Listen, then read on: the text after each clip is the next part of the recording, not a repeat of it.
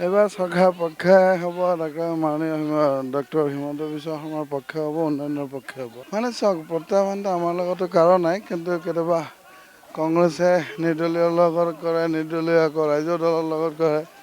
তেওঁলোকে নিজৰ নিজৰ মাজত যুদ্ধবোৰ চলাই আছে। দুখীয়া মধ্যবিত্ত ৰাইজে যে আশা কৰি শ্লোগান দি আছে, এটা আশা যে কোনোবা আহিছে ইয়াতে জিকিব, আমাৰ কামখিনি কৰিব। এই চাওক, কেমেৰাই যদি ঢুকি পায়, এই চাওক ৰাস্তাটোৰ অৱস্থা চাওক, এইবোৰ কৰিব লাগিব। চাওক, এয়া মানে প্ৰত্যাহ্বানটো শুনক, প্ৰত্যাহ্বান তেনেকৈ একো নাই। ইয়াত 14গৰাকীমান কেণ্ডিডেট আছে, আটাইখিনি যোগ্য আৰু ভাল মানুহ। মই এইটো কাকো মই সৰু কৰি কথা ক'ব খোজা নাই, কিন্তু দেশৰ ৰাজনীতি, অসমৰ ৰাজনৈতিক পৰিস্থিতি এনেকুৱা যে এইবাৰ গোৱালপাৰা পূব সমষ্টিৰ ৰাইজ সেই পৰিস্থিতিটোৰ লগত যাব খুজিছে, সেই উন্নয়নৰ সৈতে যাব খুজিছে। আৰু যুৱ প্ৰজন্ম দেখাই পাইছে নহয়, যুৱ প্ৰজন্ম এইবাৰ আমাৰ লগত সাংঘাতিক ধৰণে আহিছে। মুখ্যমন্ত্ৰী মহোদয়ে বক্তব্যখিনি কি কৈছে, কি পৰিস্থিতিত কৈছে, সেইয়া মোৰ বহুত মই এতিয়া হোৱা নাই, মই গম পোৱা নাই, কাৰণ মই নিৰ্বাচনত ব্যস্ত।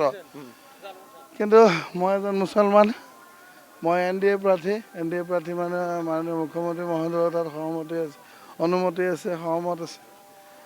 গতিকে মই পজিটিভ মানুহ। মই এটা কথা ক'ম, যিহেতু মই মুছলমান, মোক তেওঁ টিকেটটো দিওঁতে কাৰো কৃপণালি কৰা নাই, তাৰমানে মোৰ জাতি, মোৰ ধৰ্মৰ মানুহৰ প্ৰতি তেওঁৰ কোনো বিদ্বেষ ভাৱ নাই। গোৱালপাৰা জিলাৰ এছেছমেণ্টত আপোনালোকে ওলাইছে যে এতিয়া গোৱালপাৰা জিলা কংগ্ৰেছ শূন্য হ'ব গৈ আছে, কাৰণ আমি 4খন চিটে, দুখন আপোনাৰ বিজেপি, গোৱালপাৰা পশ্চিম আৰু দুধনৈ, আৰু পূবখনটো আৰু AGP পাবই, আৰু আপোনাৰ জলেশ্বৰতো আমাৰ অসম গণ পৰিষদৰ শীৰ্ষত আছে। এতিয়া 4টা সমষ্টিয়ে মিত্ৰ দলে লাভ কৰিব এইবাৰ। এতিয়া নিশ্চিতভাৱে কংগ্ৰেছ শূন্য। কোনোবা প্ৰত্যাহ্বান নাই, একো প্ৰত্যাহ্বান নাই। আজিৰ তাৰিখত আপুনি সাধাৰণ জনতাৰ মুখত এটাই কথা যে আমাৰ মামা আহিব, গতিকে আমি মামাক ভোট দিম আৰু মিত্ৰজোঁটক ভোট দিম। এইবাৰ চৰকাৰ পক্ষে হ'ব, ডক্টৰ হিমন্ত বিশ্ব শৰ্মাৰ পক্ষে হ'ব, উন্নয়নৰ পক্ষে হ'ব। মানে চাওক, প্ৰত্যাহ্বানটো আমাৰ লগতো কাৰো নাই, কিন্তু কেতিয়াবা কংগ্ৰেছে নিৰ্দলীয় লগত কৰে, নিৰ্দলীয় আকৌ ৰাইজৰ দলৰ লগত কৰে।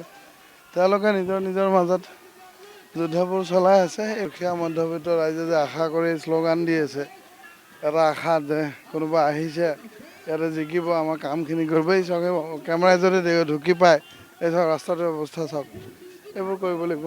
চাওক, এয়া মানে প্ৰত্যাহ্বানটো শুনক, প্ৰত্যাহ্বান তেনেকৈ একো নাই।